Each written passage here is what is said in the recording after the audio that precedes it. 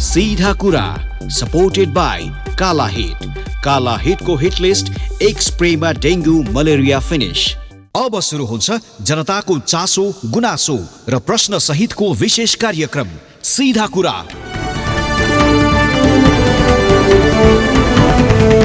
आजको सीधा कुरामा हामीले विदेशी युवाहरूको बाध्यतालाई म्यान पावरले धन्दा बनाउँदा खाडी देशमा नेपालीको बिचल्ली भएको यो ठूलो समस्या रहिरहेको छ।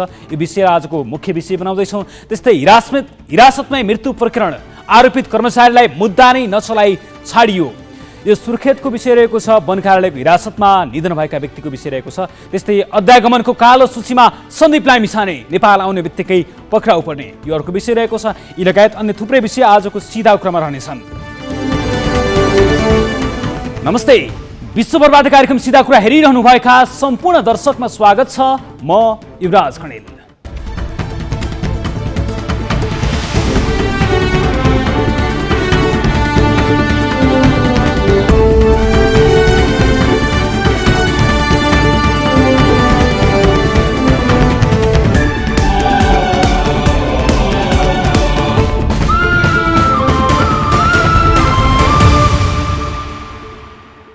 चोक चौतारी चिया पसल संसार माध्यमदेखि सभा सम्मेलनसम्म सधैँ सुनिने एउटै आवाज छ, राजनीतिक नेतृत्वमा युवा पुस्ता आउनु पर्यो।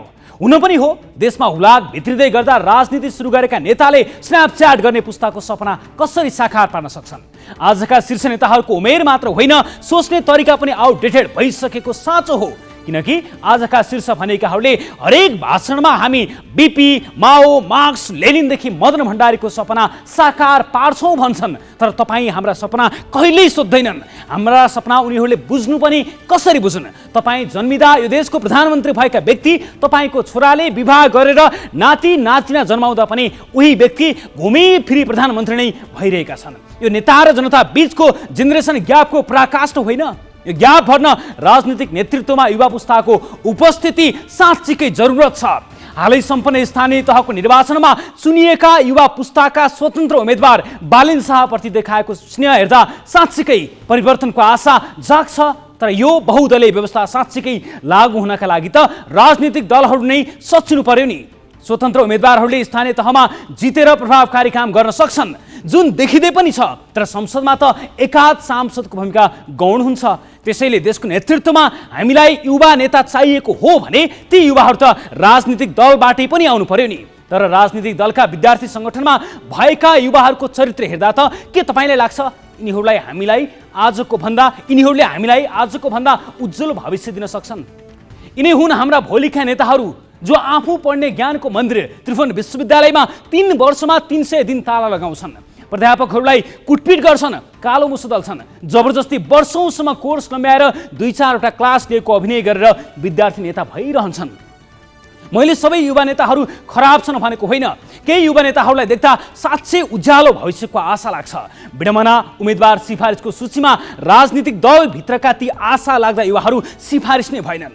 राजनीतिक दलले सिफारिस गरेका केही युवा नेताहरूलाई हेर्नुहोस्, कोही गुन्डा नाइके, कोही योजना अलपत्र पार्ने ठेकेदार, कोही नियम मिचेर खोला उदिन्ने क्रसर व्यवसायी, कोही चन्दा उठाएरै परिवार पाल्ने बेरोजगार। देशमा राजनीतिक दलको विकल्प छैन र राजनीतिक दललाई बाजे पुस्ताको दलदलबाट मुक्त बनाउन युवा पुस्ताको विकल्प पनि छैन। अब राजनीतिक दलमा युवा पुस्ताले नेतृत्व लिनै पर्छ। देशका लागि केही गर्छु भने युवा नेताहरू दलभित्रै लडेर माथि उठ्न सक्नुपर्छ।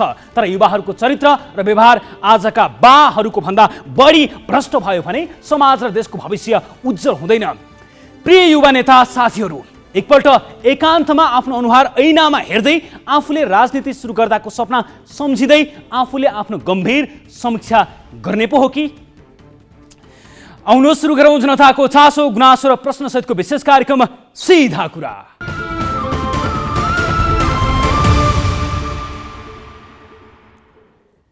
ब्रेकपछि कार्यक्रम सीधा कुराको नयाँ श्रृङ्खलामा स्वागत छ। आज पनि हामीले तपाईहरुकै चासो गुनासो र प्रश्न समेटेर विभिन्न रिपोर्टहरू तयार पारेका छौं भने ती विषयमा सम्बन्धित व्यक्तिहरूसँग प्रश्न गर्नेछौं। साथै कार्यक्रम अवधिभर टेलिफोन तथा भिडियो कल मार्फत आफ्ना गुनासो तथा समस्या पनि राख्न सक्नुहुनेछ। अब लागौं आजको पहिलो विषयतर्फ। हाम्रो कार्यक्रममा वैदेशिक रोजगारी सम्बन्धी मुद्दाहरू विशेष प्राथमिकतामा पर्छन्। किनभने नेपालका 40 लाख बढी युवाहरू वैदेशिक रोजगारीको सिलसिलामा औपचारिक अनौपचारिक माध्यमबाट विदेशिएका छन्। उनीहरूमध्ये अधिकांशले भोग्ने समस्या एउटै छ, नेपालबाट म्यान पावर कम्पनीले दिएको आश्वासन कम्पनीसँग भएका सम्झौता अनुसार काम र दाम नपाउने।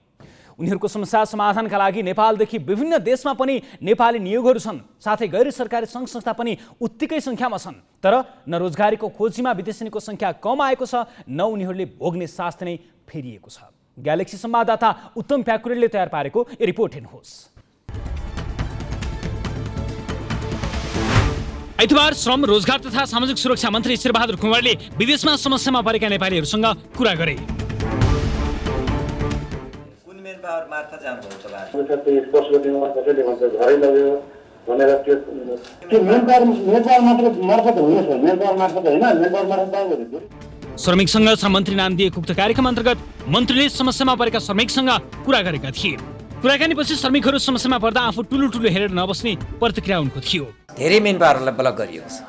यसैले कतिपय कुराहरू के छ भन्दाखेरि बाहिर मिडियामा विभागले केही गरेको छैन कि, मन्त्रालयले केही गरेको छैन कि, श्रमको पक्षमा बोलेको छैन कि, श्रमले दैनिक आवाज उठाइरहने तर मन्त्रालय मौन रहिरहने, श्रमिकले आवाज उठाइरहने हाम्रो विभाग चाहिँ चुप्प लागिरहने भन्ने खालका मेसेजहरू पनि गएका छन्। तर त्यसो भएको छैन।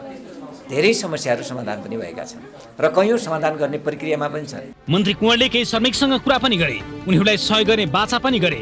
तर खाडी देशमा यसरी समस्यामा परेका नेपालीहरूको संख्या हजारौं छ। विनोद ओली, मानबहादुर ओली, कमल परियार, सुशील विक लगायत दर्जन बढी युवाहरू अहिले दुबईमा अलपत्र अवस्थामा छन्। उनीहरूलाई इलाइट गोर्खा ओभरसिज प्रहरीले दुबई पठाएको थियो। खाडी देशमा पठाउन सरकारले फ्री भिजा, फ्री टिकटको व्यवस्था गरे पनि उनीहरूसँग म्यान पावरले 10,000 को रसिद दिएर 3,50,000 रुपियाँसम्म उठाएको छ। अहिले उनीहरू एउटै कोठामा यसरी कोचिएर बसेका छन्। उनीहरूले 5 महिनादेखि न काम पाएका छन्, न तलब पाएका छन्, न उनीहरूसँग स्वदेश फर्किन पासपोर्ट नै हातमा छ। नेपाली डेट अनुसार चैतको 25 गते आएका हौँ र अहिलेको मितिसम्म 5 महिना भइसक्यो। कम्पनीको अहिलेसम्म कुनै टुङ्गो पनि छैन र कुनै काम गरेको पनि छैन, एग्रिमेन्ट छैन, हामीसँग साथमा पासपोर्ट छैन। अकमा एकजना दुईजनाको एकजनाको दिएको छ, एकजनाको उसमा व्हाट्सएपमा मेसेज गरिदिएको थियो र अरूको केही जानकारी पनि छैन। आजसम्म मेडिकल पनि गरेको छैन। दुबई स्थित नेपाल दूतावासमा उजुरी गर्दा म्यान पावरलाई भन्नुस् भने जवाब आउँछ, म्यान पावरलाई भन्दा हुँदैछ भने जवाब बाहेक अरू केही आउँदैन। साउदी अरेबियामा रहेका रामकुमार अधिकारी र हिराबहादुर भुजेलको कथा पनि उस्तै छ। उनीहरूलाई 9 महिना अघि सवारी चालकको काम भन्दै एसआर ग्रुप एसआर कन्सल्टेन्सीले साउदी अरेबिया पठाएको थियो। तर उनीहरूलाई सप्लाई कम्पनीमा पुर्याइयो। 9 महिनासम्म उनीहरूले न भनेको तलब पाएका छन्, न त भनेको काम नै पाएका छन्।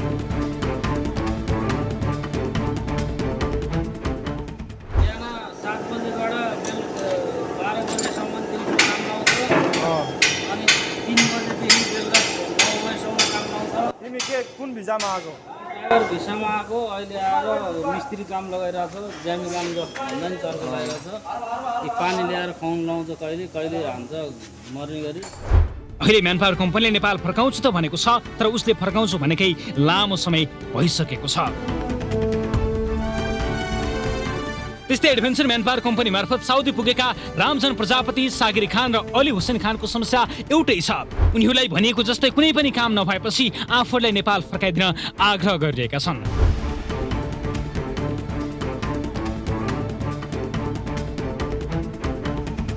साउदी अरेबियामा विभिन्न म्यान पावर कम्पनीबाट पुगेका धेरै नेपालीहरूले भनेको जस्तो काम र तलब नपाएको गुनासो गरेका छन्। कोही नेपालीहरू भनेको भन्दा फरक र अप्ठ्यारो काम भए पनि ऋणको डरले सोही काम गर्न बाध्य हुन्छन् भने अधिकांशले जागिर नै पाउँदैनन्। हामीहरू 4 जना हामीहरू एडभान्चर मेन पावरबाट आएको काम गर्न आएको हामीहरू धेरै अप्ठ्यारो परिरहेछ। हामीहरूको दुख सबै साह्रै गाह्रो भइरहेछ। हामीहरू अली हुसेन, सागिर खान अनि रामजन अनि बेलास, त्यो हामीहरू 4 जना हामीहरू केही रेस्पोन्स लिँदैन, भइरहेछ काम भइरहेछ मात्र भन्छ। नत्र यहाँ खानको व्यवस्था, नत्र बस्नुको व्यवस्था। यो घरको छतो हेर्नु सक्नुहुन्छ तपाईँले। अब यस्तो ठाउँमा सुत्नुलाई दिएछ, यहाँ फोहोरै फोहोर छ, रुम पनि छैन, केही छैन। यो हेर्नु सक्नुहुन्छ सबै साथीहरू जो पहिला पनि हामीलाई मा कम्पनीको साथीहरू हामीलाई 7-8 जनालाई यही ठाउँमा लिएर राखेको थियो, अहिले पनि मलाई यही ठाउँमा राखिदिएछ। नियमतः यहाँबाट कामदार सप्लाई कम्पनीमा लगे पश्चात उनीहरूले काम पाए पनि नपाए पनि यहाँ तोकिएको आधारभूत तलब तथा सेवा सुविधा पाउनुपर्ने हो। यदि नपाएमा अथवा नदिएमा यहाँको म्यान पावर कम्पनीले पहल गर्नुपर्ने हुन्छ। तर यहाँबाट नेपालीलाई प्लेन चढाएर पठाएपछि म्यान पावरले उनीहरूको अवस्था कहिले बुझ्दैनन् भने उताको कम्पनीले राम्रो खाना समेत दिँदैन। खाडी देशमा रोजगारीका लागि पुगेर यस्तै अवस्था भोग्ने नेपालीहरूको संख्या हरेक दिन बढिरहेको छ। परिवार छाडेर वैदेशिक रोजगारीमा जानु हरेक नेपालीको बाध्यता हो। तर त्यही बाध्यतालाई म्यान पावर व्यवसायहरूले धन्दा बनाउँदा विदेशी भूमिमा नेपालीहरूको बिजोग हुने गरेको छ। जबसम्म सरकारले विदेश पठाउनेहरूमाथि कडा निगरानी राख्दैन तबसम्म यो समस्या घट्ने देखिँदैन।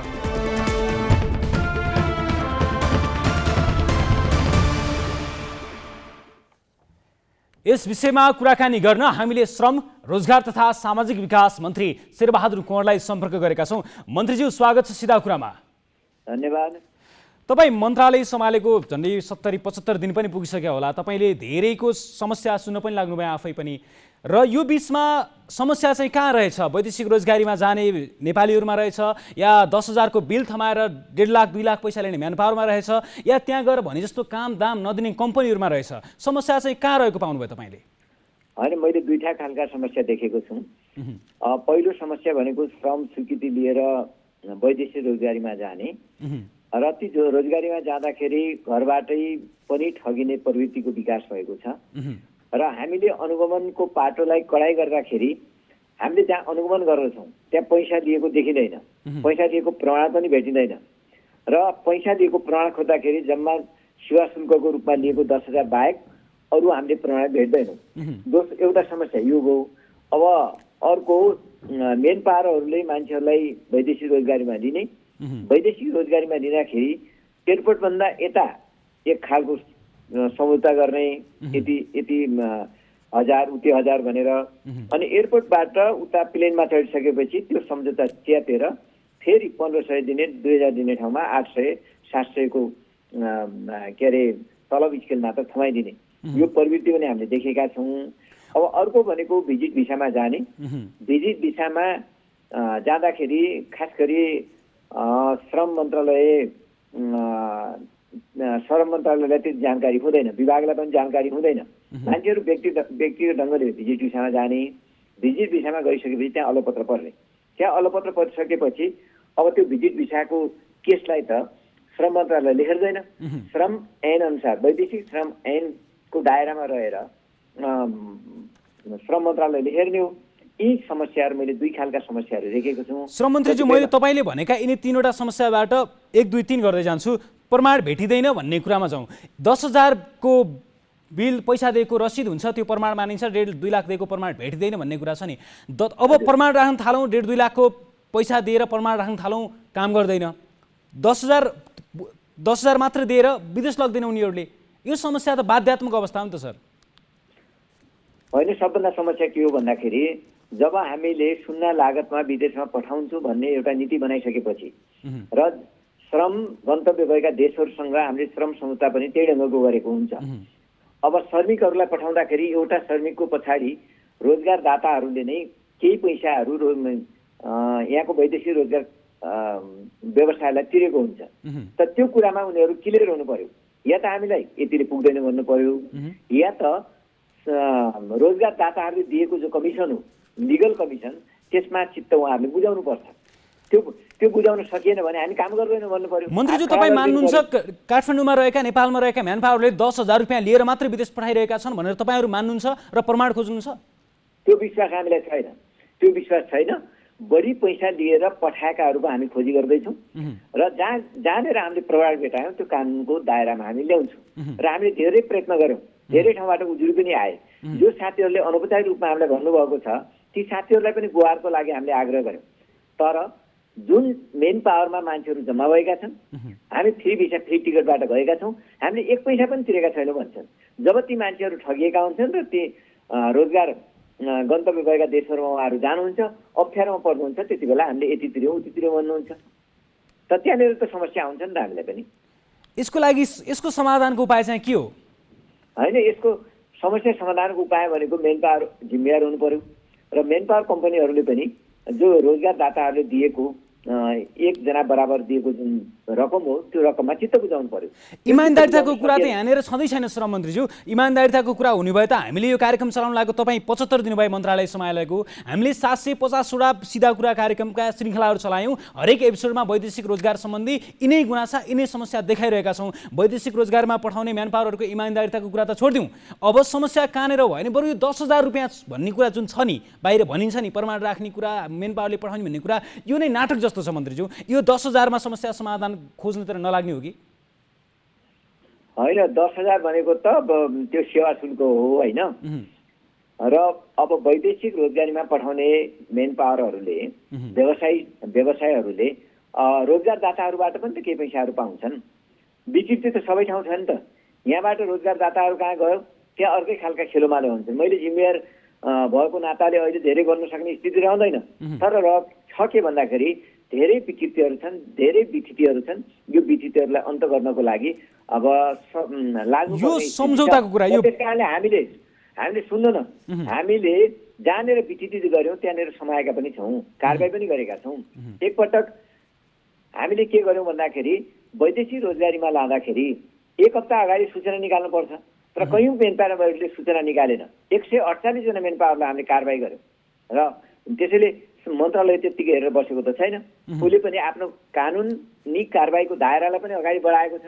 अहिले पनि ठाउँ ठाउँमा हामीलाई उजुरी आइसकेपछि फलान ठाउँमा यस्तो हुँदैछ भन्ने जानकारी हामीले प्राप्त गऱ्यौँ भने ती ठाउँहरूमा पनि हामीले अनुगमनको दायराभित्र ती ठाउँहरूलाई ल्याउने गरेका छौँ। यो सम्झौताको कुरा जुन छ नि, उता रोजगारदाता कम्पनीले नेपालमा डिमान्ड पठाउनुभन्दा पहिला त्यहाँ रहेका नेपाली नियोगहरूसँग सम्झौतालाई भेरिफाई गराएर स्ट्याम्प लगाएर मात्र नेपालमा पठाउनुपर्छ भन्ने यसअगाडि नै व्यवस्था गरिएको थियो। सायद त्यही अनुसार सम्झौता आएर डिमान्ड आएर नेपालमा श्रमिकहरूको अन्तर्वार्ता लिन्छ र पठाउन थालिन्छ। तर यो सम्झौता चाहिँ कहाँनिर फरक पर्छ? नेपालमा तिमीहरूलाई यति दिन्छु भन्ने र उता गएर अर्को सम्झौता गर्ने, यहाँनिर जाने व्यक्ति र उता रोजगारदाता बीच नै समस्या उत्पन्न हुने हो कि उनीहरूले नै केही समस्या निकाल्ने हुन्? होइन, रोजगारदाता र व्यवसायहरूको मिलुमतमा त्यस्तो भएको छ भने त्यसलाई करेक्सन गर्नु पर्यो र त्यस्ता गरेकाहरूलाई ती प्रमाणहरू भेटेका ठाउँहरूमा पनि हामीले कानुनी कारबाहीको दायरामा अगाडि ल्याएका छौँ। कयौँ मेन पावरहरूलाई हामीले रोक्का गरिदिएका छौँ, कारोबार रोक्का गरिदिएका छौँ र जो व्यक्तिहरू ठगिएका छन् उनीहरू सँगै राखेर, उनका घर परिवारलाई सँगै राखेर पनि हामीले छलफल गरेका छौँ। छलफलबाट समस्या समाधान भएन भने न्यायाधिकरणमा पनि हामीले पठाएका छौँ। त त्यसैले मन्त्रालय त्यत्तिकै टुलटुलो हेरेर बसेको छैन, तर बेचिति धेरै छ, समस्याहरू भनेको धेरै भयावह स्थितिमा पुगेको छ। यसलाई समस्या समाधान गर्नको लागि हामीले हाम्रो ठाउँबाट प्रयत्न चाहिँ हामीले गरेका छौँ। हाम्रो नेपालका नियोगहरू विभिन्न देशमा रहेका छन्, साउदी, कतार, मलेसिया। यी देशमा रहेको दूतावासमा श्रमिकहरूले फोन गर्दा फोन उठ्दैन, फोन उठाए पनि राम्रो जवाब पाउँदैनौँ, हामीले सहयोग पाउँदैनौँ भन्ने धेरैको गुनासो, अधिकांश गुनासो हुन्छ मन्त्रीज्यू। होइन, ती गुनासाहरू हामी कहाँ पनि आएका छन्। त्यसैले हामीले गन्तव्य देशहरूमा, श्रम गन्तव्य भएका देशहरूमा हाम्रा महामहिम राजदूतहरू जाँदाखेरि हामीले अन्तर्क्रिया गरेर यस्ता विषयवस्तुमा गम्भीर छलफल गरेर पनि हामीले पठाएका छौँ। श्रम सहचारी जाँदाखेरि पनि तपाईँहरूले कमसेकम म नेपालको प्रतिनिधि हुँ, नेपाल सरकारको प्रतिनिधि हुँ, यो क्षेत्रमा म आएको छु र यहाँ मेरा दाजुभाइहरू छन् जो श्रम गरिरहनु भएको छ, उहाँहरूका कुरा सुन्ने, उहाँहरूलाई भेटघाट गर्न दिने, उहाँहरूका गुनासाहरू सुनेर उहाँहरूसँग आएका समस्याहरूलाई समाधान गर्ने, यी कुराहरू तपाईँहरू गर्नुहोला भनेर विशेष त म आइसकेपछि त्यहाँ जाने हाम्रा श्रम सहचारी हुन्, राजदूतहरू हुन्, उहाँहरूलाई हामीले भनेका छौँ।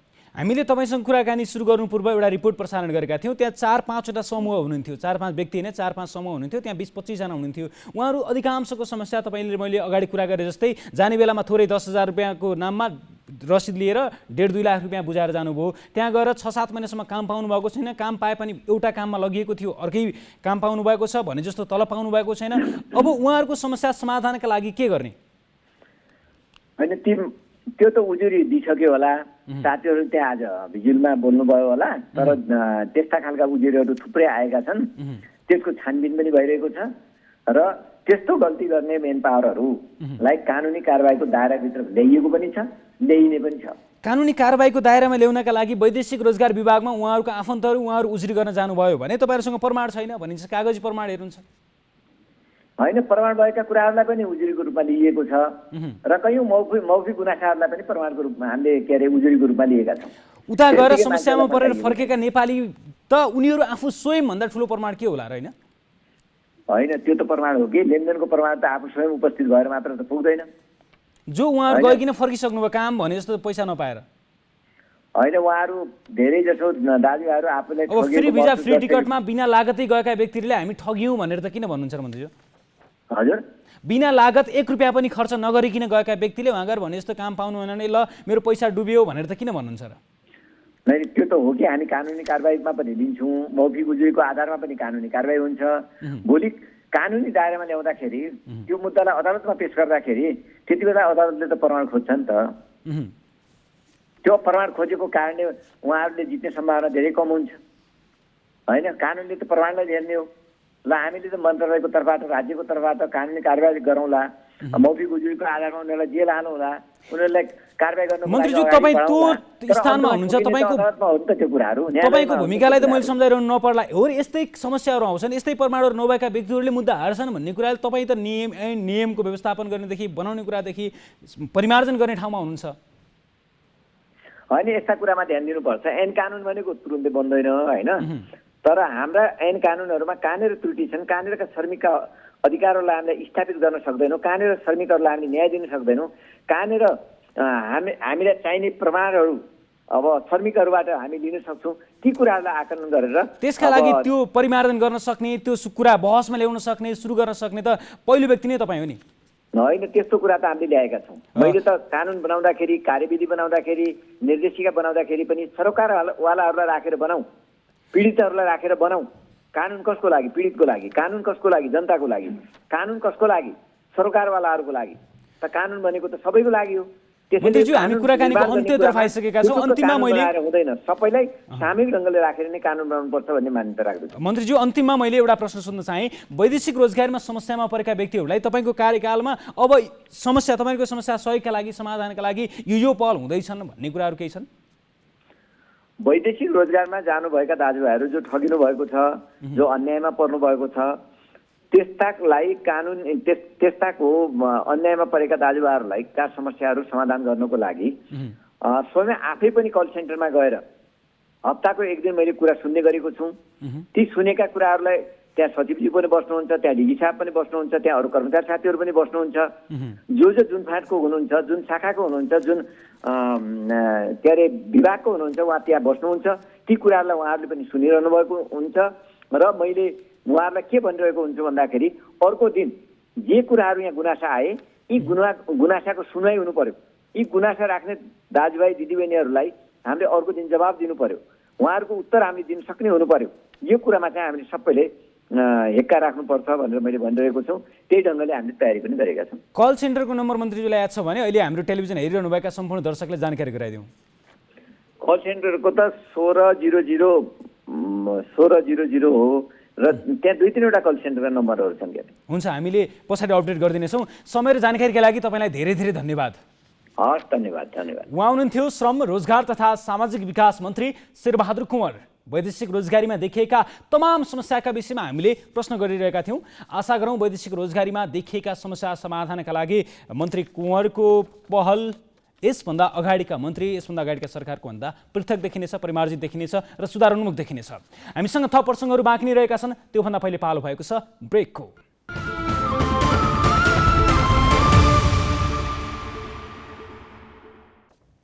ब्रेकपछि पुनः स्वागत छ कार्यक्रम सीधा कुरामा। अब बाँकी प्रसङ्ग। भदौ 2 गते सुर्खेतको वीरेन्द्रनगरमा सालको रुख काटेको आरोपमा पक्राउ परेका धनीराम लामिछाने जिल्ला वन कार्यालयको हिरासतमै पक्राउ परेको केही बेरमै मृत भेटिए। उनको मृत्युपछि वन कार्यालयका 4 कर्मचारी पक्राउ पनि परे। वन कार्यालयका सूचना अधिकारीले हामीसँग प्रारम्भिक अनुसन्धानकै बेला वन कार्यालयका कर्मचारीले कुटपिट गरेको पाइएको बताएका थिए। तर अहिले भने कर्मचारीका विरुद्ध कुनै पनि प्रमाण नजुटेको भन्दै मुद्दा अदालतमै नपुर्याई छोडिएको छ। मृतकका परिवारलाई भने तत्कालको आन्दोलन स्थगितका लागि दोषी उप कारबाही गरिने, परिवारलाई रोजगारी तथा आर्थिक सहयोग गर्ने सहमति गरिएको थियो। तर अहिले परिवारसँग भएको सहमति पनि कार्यान्वयन भएको छैन भने आरोपित कर्मचारी छुटेका छन्। लामिछानेका परिवार फेरि आन्दोलित भएका छन्। सुर्खेतबाट कर्णाली ब्युरो प्रमुख सुदीप पुरीले पठाएको रिपोर्ट हेर्नुहोस्। भदौ 2 गते सालको रुख काटेको आरोपमा सुर्खेत वीरेन्द्रनगर 13 भुटचोकका 58 वर्षीय धनराम लामिछानेलाई जिल्ला वन कार्यालयको टोलीले नियन्त्रणमा लियो। उनलाई वन कार्यालयको हिरासतमा राखियो। तर पक्राउ परेकै दिन बेलुका 5 बजे लामिछाने हिरासतमै मृत भेटिए।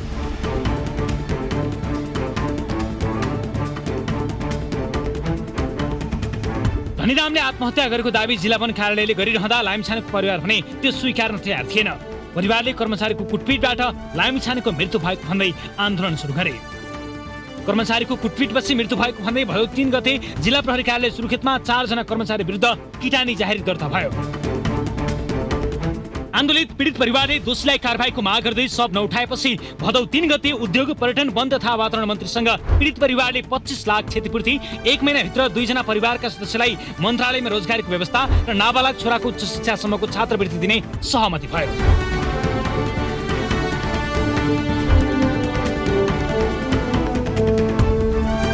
यता प्रहरीले वन कार्यालयका 4 जना कर्मचारीहरू सहायक वन अधिकृत कृष्णराम धिताल, फरेस्टर सन्तोष खत्री, वनरक्षक पीयूषराज तिवारी र सुरेन्द्र राणालाई नियन्त्रणमा लिएर अनुसन्धान अघि बढायो। र अहिले यी 4 जना छुटेपछि परिवार फेरि आन्दोलित बनेका छन्।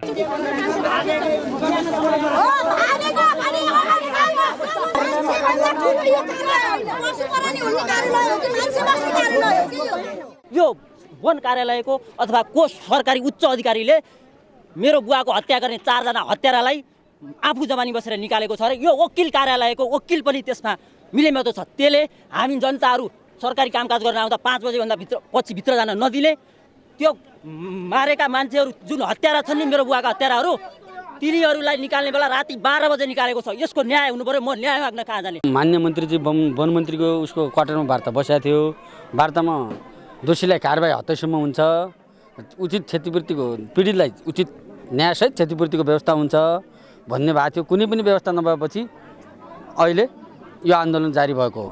परिवारले अदालतमा मुद्दा दर्ताका लागि आरोपितलाई जिल्ला सरकारी वकिल कार्यालयमा लगे पनि जिल्ला सरकारी वकिल कार्यालयले प्रमाण नपुगेको भन्दै मुद्दा दर्ता गरेन। 25 दिनभन्दा बढी हिरासतमा राख्न नपाउने कानुनी व्यवस्था अनुसार आरोपितहरूलाई मन्त्रालयका सचिव मोहन देव जोशीको जिम्मामा छाडिएको छ।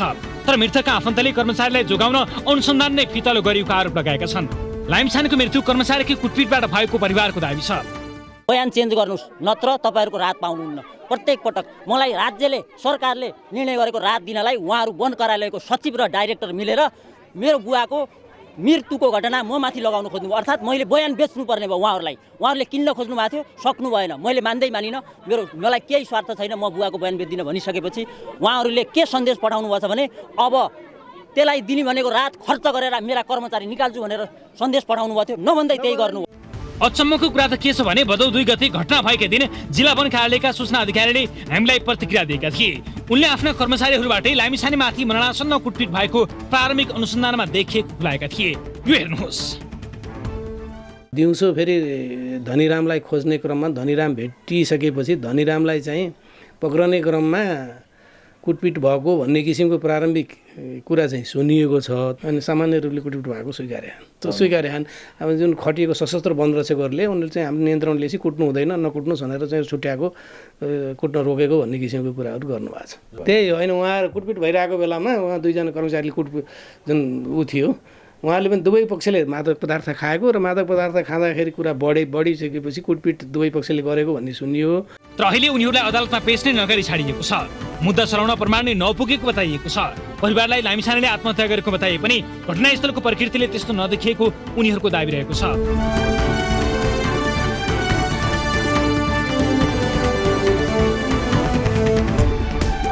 यसमा प्रहरीले नै कर्मचारी जोगाउन अनुसन्धान नगरेको उनीहरूले आरोप लगाइरहेका छन्।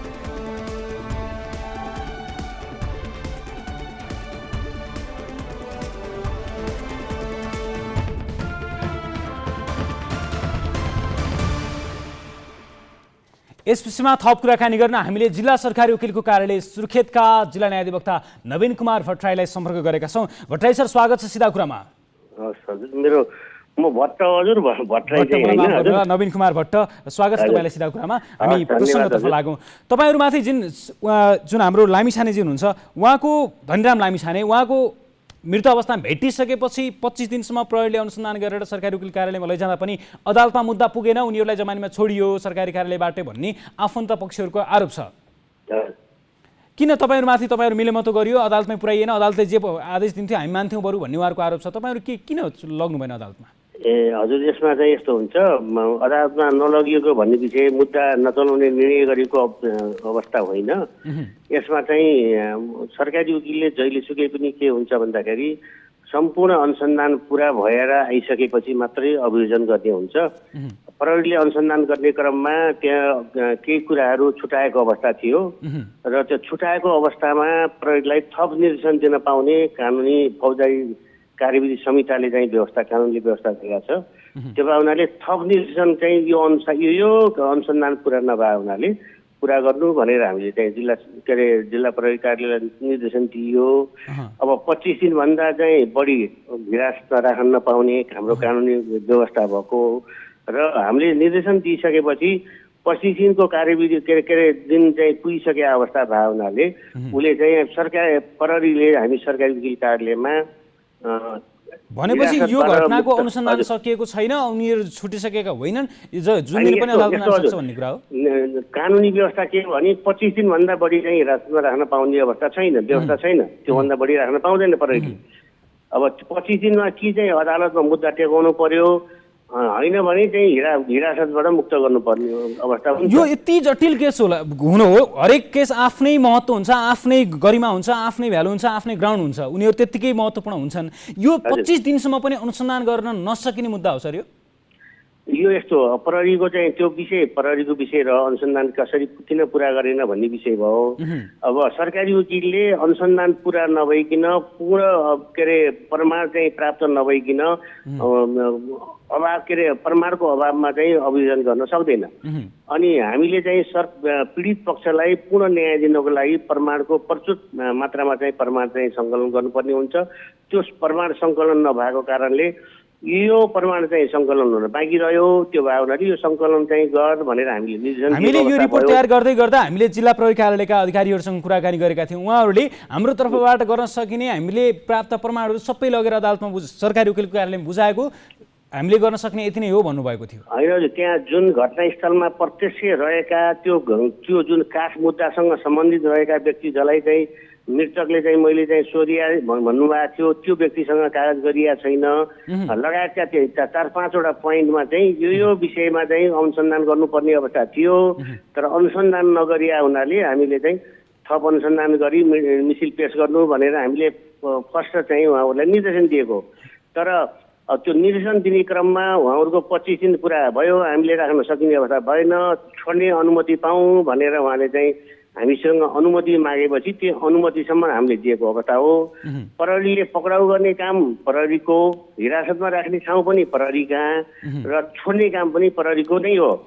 अब यहाँनिर एउटा प्रश्न हो जुन आफन्तहरूले, मृतकका आफन्तहरूले गुनासो गरिरहेका छन्, त्यहाँनिर यही कुरालाई लिएर प्रहरीमाथि गर्ने क्वेसन एउटा कहाँनिर आयो भने 25 दिनसम्म तपाईँले भनेअनुसार नै त्यही जुन वन कार्यालयमा वरिपरि घटना देखेका व्यक्तिहरूको बयान भएको छैन भन्ने कुरा त 25 दिनसम्म ती व्यक्तिहरू कहाँ गएर खोजेर ल्याउनु पर्ने? जिल्ला बाहिरै त गएको थिएन उनीहरूलाई, त्यही भएका व्यक्तिहरू पनि बयान नगरिएको देख्दा मिलोमतोको आशंका त झन् बल पुग्यो नि सर।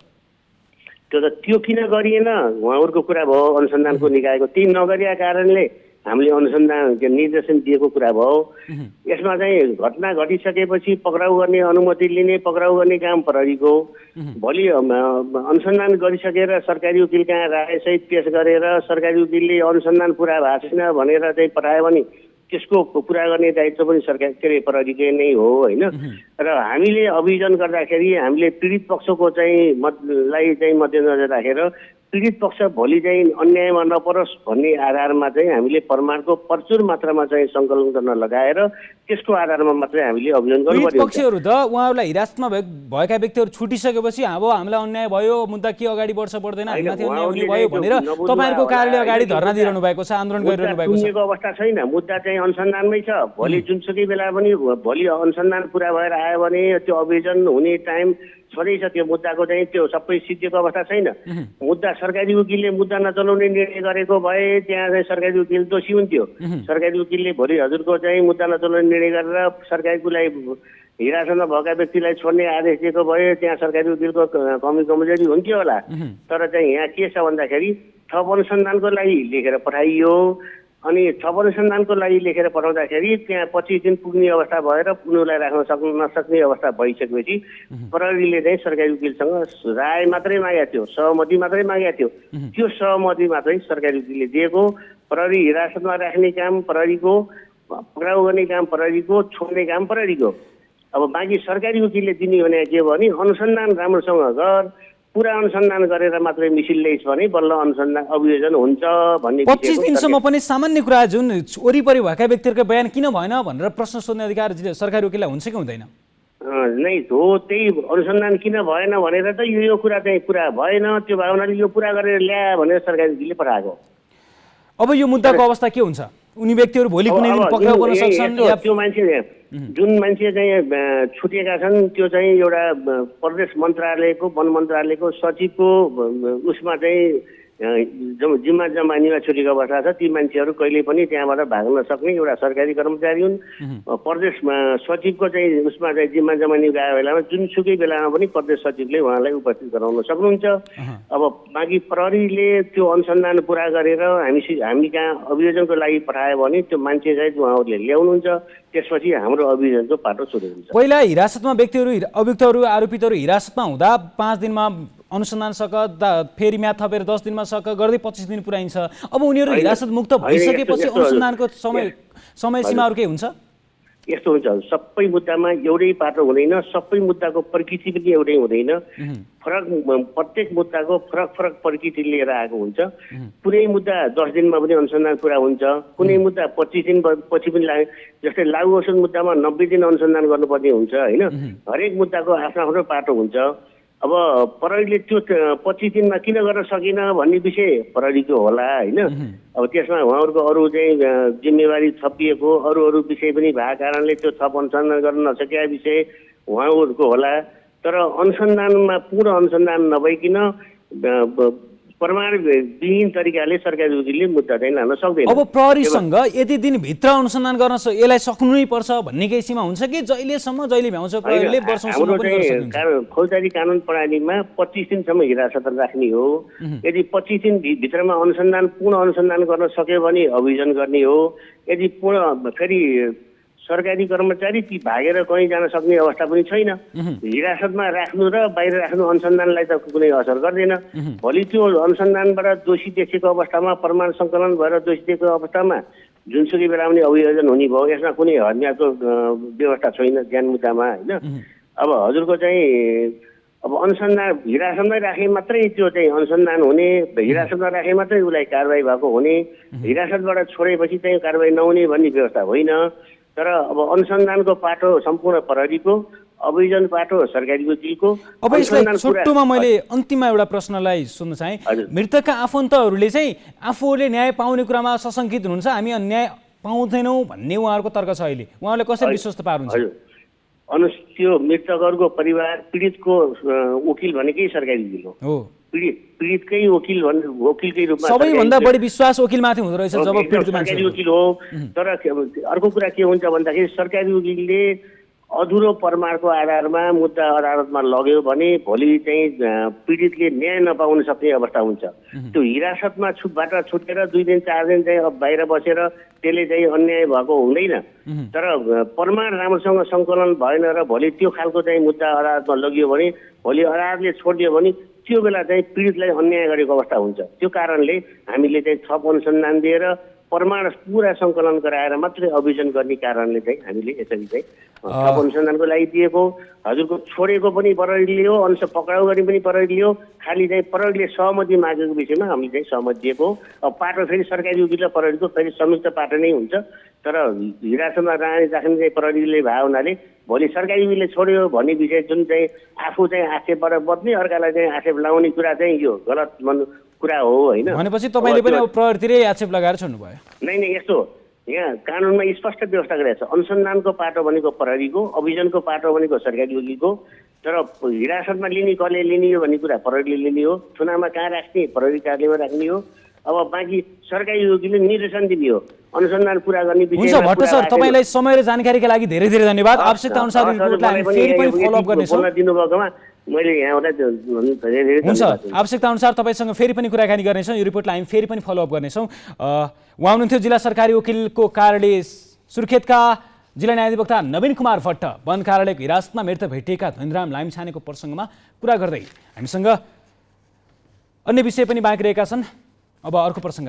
बलात्कारको आरोप लागेका क्रिकेटर सन्दीप लामिछानेलाई अध्यागमन विभागले कालो सूचीमा राखेको छ। विभागले सन्दीपलाई नेपाल आउन साथ पक्राउ गर्ने गरी कालो सूचीमा राखेको हो। त्रिभुवन अन्तर्राष्ट्रिय विमानस्थल सुरक्षा कार्यालयले उनी जति बेला पनि नेपाल आउन सक्ने हुँदा प्रहरीलाई अलर्ट राखिएको बताएको छ। यो छोटो फलोअप रिपोर्ट हेर्नुहोस्। बलात्कारको आरोप लागेका क्रिकेटर सन्दीप लामिछानेलाई अध्यागमन विभागले कालो सूचीमा राखेको छ।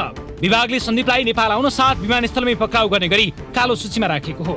सन्दीप विरुद्ध 17 वर्षीय किशोरीमाथि बलात्कार गरेको आरोप छ। किशोरीको जाहेरका आधारमा प्रहरीले अनुसन्धान प्रक्रिया अगाडि बढाइसकेको छ। सन्दीप विरुद्ध काठमाडौँ जिल्ला अदालतले भदौ 23 गते पक्राउ पूर्जी जारी गरेको थियो।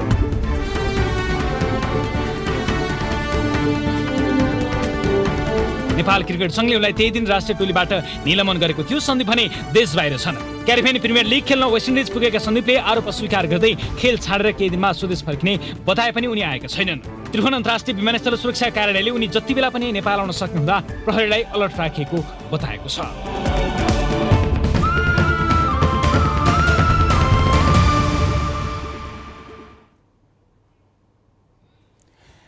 यस विषयमा छोटो जानकारी लिनका लागि हामीले त्रिभुवन अन्तर्राष्ट्रिय विमानस्थल सुरक्षा कार्यालयका प्रवक्ता एसएसपी दिपेन्द्र जीसीलाई सम्पर्क गरेका छौँ। सम्पर्क गर्ने क्रममा छौँ, उहाँसँग कुराकानी हुँदैछ। यो ब्ल्याक लिस्ट के हो र सन्दीपका विषयमा विमानस्थलले जारी गरेको अलर्ट के हो भन्ने विषयमा हामीले विमानस्थल सुरक्षा कार्यालयका प्रवक्ता एसएसपी दिपेन्द्र जीसीसँग कुराकानी गर्ने तय गरेका थियौँ।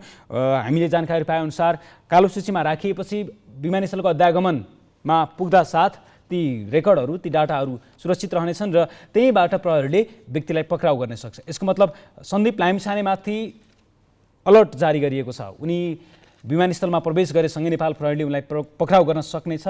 अहिलेसम्म बाहिरिएको जानकारी, उनी अहिलेसम्म नेपाल आइसकेका छैनन्। विभिन्न सञ्चार माध्यमहरू, सामाजिक सञ्जालमा आएका अनौपचारिक जानकारी अनुसार चाहिँ उनी नेपालका लागि वेस्ट इन्डिजबाट हिँडिसकेका छन् भन्ने हामीले जानकारी पाएका छौँ। उनी अहिलेसम्म नेपाल आइसकेका छैनन्। हामीले यस विषयलाई थप फलोअप गर्नेछौँ। अहिलेलाई पनि पालो भएको छ छोटो ब्रेकको।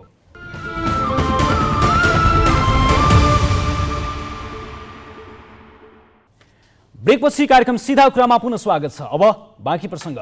नेपाली राष्ट्रिय फुटबल टोलीका प्रमुख प्रशिक्षक अब्दुल्ला अल्मुताइरीले 525 दिनपछि जिम्मेवारीबाट अलग भएको घोषणा गरेका छन्। अल्मुताइरीले आइतबार अपराह्न सामाजिक सञ्जाल मार्फत नेपाली टोलीको प्रशिक्षक पदबाट अलग भएको घोषणा गरेका हुन्। कार्यकालको समय भन्दा 15 महिना बाँकी रहँदै अल्मुताइरीले जिम्मेवारीबाट किन पछि हटे भन्ने विषयमा तयार पारिएको यो रिपोर्ट हेर्नुहोस्। नेपाली राष्ट्रिय फुटबल टोलीका मुख्य प्रशिक्षक अब्दुल्ला अल्मुताइरीले आफ्नो 525 दिनको नेपाल बसाइ अन्त्य भएको बताएका छन्। आइतबार सामाजिक सञ्जाल फेसबुक मार्फत उनले राष्ट्रिय टोलीमा आफ्नो मुख्य प्रशिक्षकको कार्यालय समाप्त भएको बताएका हुन्। उनले लेखेका छन् 525 दिनपछि नेपाली फुटबल टिममा मुख्य प्रशिक्षकको कार्यकाल समाप्त भएको छ। यसबीचको यात्रामा सहयोग गर्ने सबैलाई धन्यवाद। अल्मुताइरीलाई अखिल नेपाल फुटबल सङ्घ एन्फाले स्पष्टीकरण सोधेको थियो। एन्फाले आफूलाई जबरजस्ती हटाउन खोजेमा एएफसी तथा फिफामा जाने उनले धम्की दिएका थिए। तर आइतबार अचानक उनले नेपालसँगको सम्झौता रद्द गरेको बताएका छन्। एन्फाका अधिकारीले पनि अल्मुताइरीले सम्झौता समाप्त भएको मेल पठाएको बताएका छन्। अल्मुताइरी कतार फुटबल सङ्घको प्राविधिक सहयोगमा सन् 2021 मा नेपाल आएका हुन्। उनको कार्यकाल सन् 2014 को डिसेम्बरसम्म थियो। उनी सम्झौताको अवधि करिब 15 महिना बाँकी रहँदै जिम्मेवारीबाट अलग भएका हुन्। खेलाडी संघको विवादका कारण एक्लैका अल्मुताइरी पछिल्लो समय विदामा थिए। अखिल नेपाल फुटबल सङ्घ एन्फासँग उनको दूरी पनि बढेको थियो। यही बीचमा एन्फाले प्रदीप उमगाईलाई नेपाली टोलीको निमित्त प्रमुख प्रशिक्षक नियुक्त गरेको थियो। उमगाईको प्रशिक्षणमा नेपालले केही सातापछि बङ्गलादेशसँग मैत्रीपूर्ण खेल खेल्दैछ। अल्मुताइरीको प्रशिक्षणमा नेपाल साफ च्याम्पियनसिपमा पहिलो पटक फाइनल पुगेको थियो। एसिया कप छनौटको बन्द शिविरमा रहेका 10 जना खेलाडीलाई व्यक्तिगत ट्रसलमा निकालेपछि अल्मुताइरी विवादको उत्कर्षमा पुगेका थिए। त्यसपछि गठित छानबिन समितिले अल्मुताइरीको विकल्प खोज्न एन्फालाई सुझाव दिएको थियो। अल्मुताइरीले बन्द शिविरबाट निकालेका 10 जना र नियमित कप्तान किरण कुमार चेम्जुङलाई टोलीमा नराखी एसिया कप छनौट खेल्न पुगेका थिए। एसिया कप छनौटमा कमजोर प्रदर्शन गरेपछि अल्मुताइरी नेपाल फर्किएका थिएनन्। त्यसपछि नेपालले बङ्गलादेशसँग मैत्रीपूर्ण खेल खेल्ने तयारी गरिरहँदा अल्मुताइरीले खेलाडीको सूची पठाएका थिए। तर स्पष्टीकरणका विषयमा कुरा उठेपछि अल्मुताइरीले आफूलाई जबरजस्ती हटाए मुद्दा हाल्नेसम्मको चेतावनी दिएका थिए। निमित्त प्रमुख प्रशिक्षक उमगाईले अल्मुताइरीले टोलीबाट निकालेका खेलाडीलाई समेटेर अहिले बन्द प्रशिक्षण गराइरहेका छन्। अल्मुताइरी विरुद्ध आन्दोलनमा उत्रेका खेलाडीले त्यति बेला नै यी प्रशिक्षकको मातहतमा रहेर नखेल्ने बताएका थिए। इन्फाको निवर्तमान कार्य समितिको बलियो आड भरोसा पाएका अलमुताइरी त्यहाँको नेतृत्व फेरिपछि दबावमा परेका थिए। इन्फामा कर्मा छिरिङलाई विस्थापित गर्दै उनी विरुद्ध आन्दोलन गरिरहेका पङ्कज विक्रम नेङमाङ नेतृत्वमा आएपछि अलमुताइरी नेपाल फर्कने सम्भावना कमजोर बनेको थियो। अलमुताइरी व्यावसायिक रूपमा निकै अप्पल प्रशिक्षक मानिन्छन्। उनी नेपाली टोली सम्हाल्ने पहिलो AFC प्रो लाइसेन्सधारी प्रशिक्षक पनि हुने। नेपाली टोली र नेपाली फुटबलका बारेमा बोलिरहने उनी नेपाली फुटबल समर्थकमाझ लोकप्रिय थिए।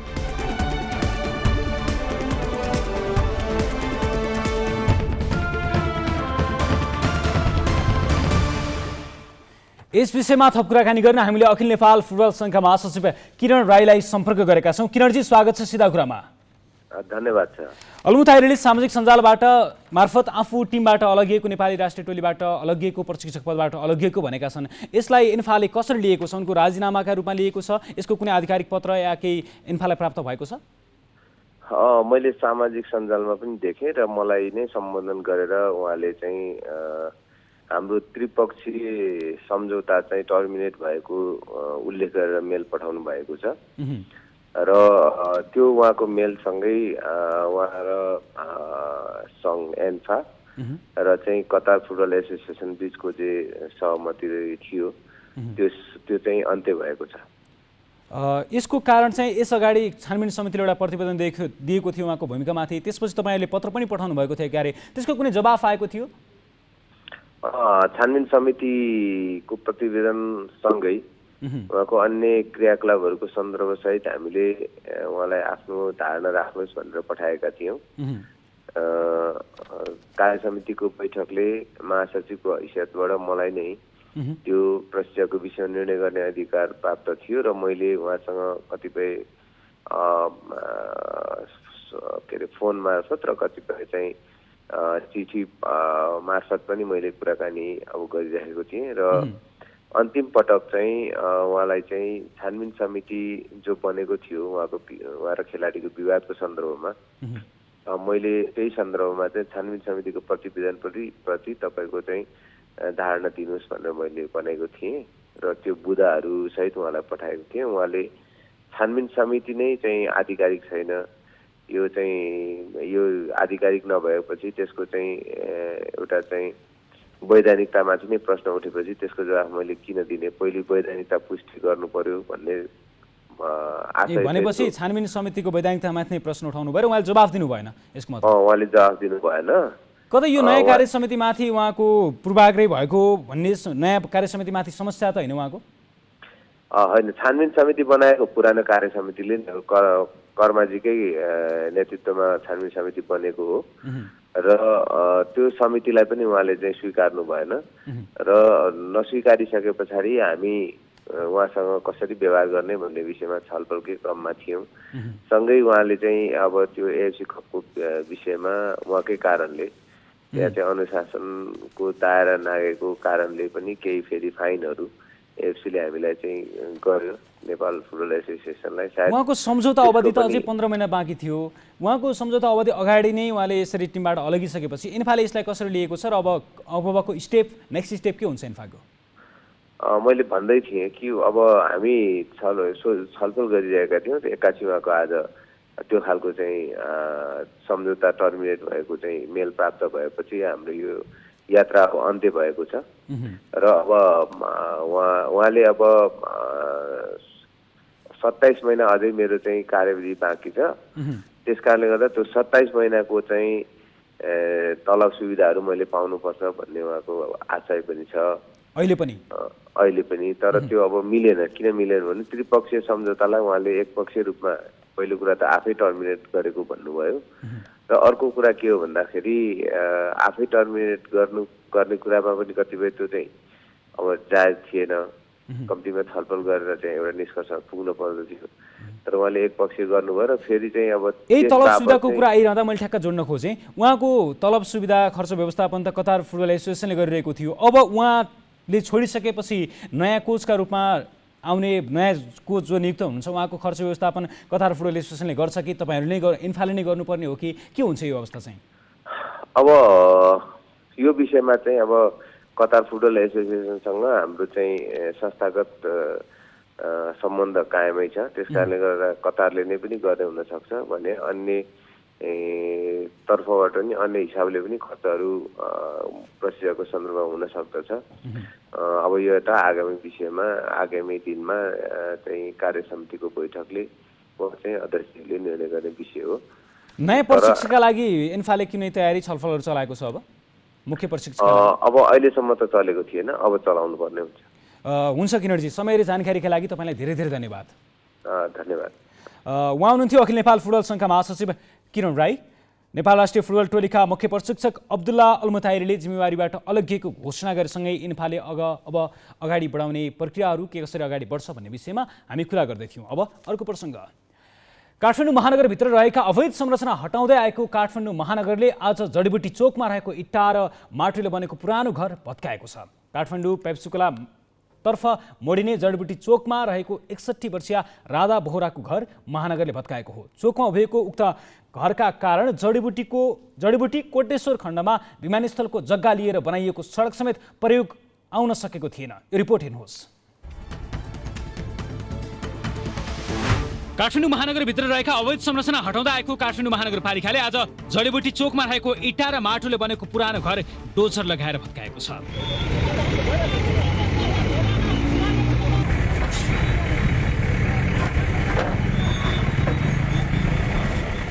काठमाडौँबाट पेप्सुकोलातर्फ मोडिने जडीबुटी चोकमा रहेको 61 वर्षीय राधा बोहराको घर महानगरले भत्काएको हो।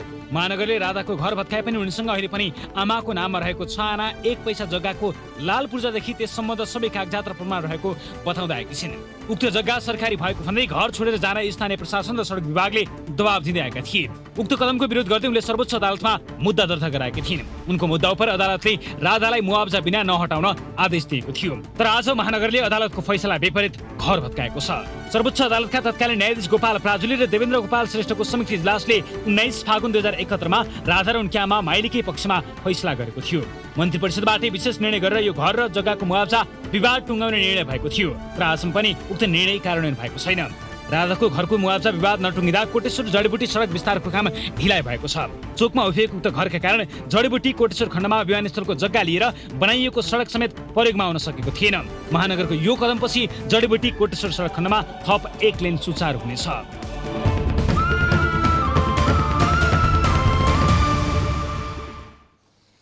वर्षौंदेखि विवादित बनिरहेको यो घर र यससँग सम्बन्धित विषयमा काठमाडौँ महानगरपालिकाले आज डोजर चलाएको छ, घरमा डोजर चलाएको छ। यस विषयको मुद्दा धेरै चर्चामा रहेको विषय थियो। त्यही कारणले गर्दा हामीले रिपोर्टलाई स्थान दियौँ। हामीसँग छोटो रिपोर्ट छ अर्को। समाजलाई सही दिशामा लैजाने दायित्व शिक्षित मान्छेको काँधमा हुन्छ। शिक्षित मानिसले समाजका निरक्षरहरूलाई सही दिशामा अघि बढ्न प्रेरित गर्ने, परेको बेला आवश्यक सहयोग गर्ने काम गर्ने हो भने यो समाज सुन्दर बन्छ। तर यो देशमा कतिपय शिक्षित मानिसहरूले सिधा सोझा मानिसलाई झुक्काएर ठगी गर्छन्। सिराहाको कल्याणपुर नगरपालिका 10 करुण्याहीकी रेखा सदा यस्तै समाजमा गने सुनेका जाने बुझेका भनेर विश्वास गरेका लेखन दासबाट ठगिएकी छिन्। ग्यालेक्सी संवाददाता विनय यादवले पठाएको यो रिपोर्ट हेर्नुहोस्। सिराहाको कल्याणपुर नगरपालिका 10 करुण्याहीकी रेखा सदाले 2070 सालतिर स्थानीय गंगा मण्डलसँग 7 लाखमा 6 कट्ठा 17 धुर जग्गा किनिन्। जग्गा खरिद गर्न 2 लाख अपुग भएपछि मालपोत कार्यालयमा लेखापढी काम गर्ने कल्याणपुरका सञ्जय कुमार शाहसँग सापटी लिएकी थिइन्। साथै जग्गा किनबेचको लेखापढी उनी सञ्जयले गरेका थिए। जग्गा पासको काम भन्दै सञ्जयले रेखालाई विभिन्न कागजपत्रमा औँठा छाप पनि गराए अनि लाल पूर्जा 1-2 दिनमा आउने भन्दै घर पठाए। तर 1-2 दिन मात्र होइन, 1 सातासम्म पनि लाल पूर्जा हात नपरेपछि माग्न जाँदा मात्रै थाहा भयो कि गंगा मण्डलबाट रेखाले खरिद गरेको जग्गा त सञ्जयले आफ्नो नाममा पास गरेका रहेछन्। हम करुणाही में जगह अलिए तो जगह ले तो हमरा रही 5 लाख रुपया। तो हम कहली कि से रजिस्ट्री करला घट गल काका हो। तो संजय शाह के तो पैसा दिलक हमरा कते अथी 2 लाख रुपया। तो 2 लाख के 10 महीना में हम जाकर ओकरा पैसा हम दिलिए 80,000। तो 2-3 दिन गेलिए तो कहलिए कागज बना ला ना। तो कहे कि पाछा से गेलिए लाल पट्टा मांगा। तो कथी कहू से कह के हम रजिस्ट्री पास करा लेने छियो। सञ्जयले ऋण तिरेपछि फिर्ता गर्छु भने सोही अनुसारले रेखाले अहिलेसम्म 3,80,000 रुपियाँ बुझाइसकेकी छिन्। तर सञ्जयले अझै 5-7 लाख रुपियाँ माग गरिरहेका छन्। 5 लाख रुपया 6 लाख मांगे। हम गरीब लोग कत से देबे ओकरा पैसा। हमरा घर और अपने टूटल टाटल हब, एते धिया पुता हब, कत से ओकरा हम दे सकबे के पैसा नहीं कह दिया तैके हमरा जे हब से हाँस। जबकि 2 लाख रुपियाँ मात्रै आफूले दिएको कुरा सञ्जयले हामीसँग पनि स्वीकार गरेका छन्। यो सुन्नुहोस्। ठीक है, कितने रुपये आपने देने रहे? हम तो अहाँ के 2 लाख रुपया दे रहे हैं। बीच में पैसा तैसा दिल की कते अहाँ के? बीच में अब देखा पर्दै देला है कने में। आफूले भनेअनुसारको पैसा नदिए जग्गा नै अरूसँग बेचिदिने धम्की पनि सञ्जयले रेखालाई दिँदैआएका छन्। न्याय दिलाइदिन माग गर्दै उनले गत असार 7 मा जिल्ला प्रशासन कार्यालयमा उजुरी पनि गरेकी छिन्, तर सुनवाई कतैबाट भएको छैन।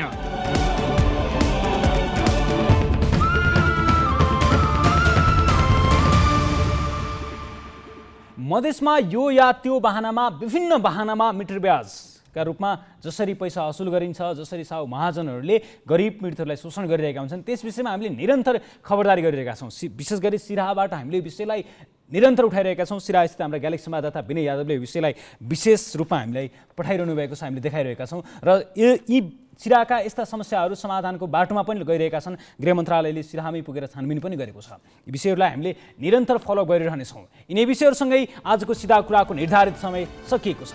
सिधा कुरा तपाईँहरूकै चासो, गुनासो र प्रश्न राख्ने साझा थलो हो। हामीलाई सुझाव, सल्लाह तथा सूचना दिन नभुल्नुहोला। आजका लागि भने कार्यक्रमबाट सम्पूर्ण टिमसहित बिदा दिनुहोस्। नमस्ते।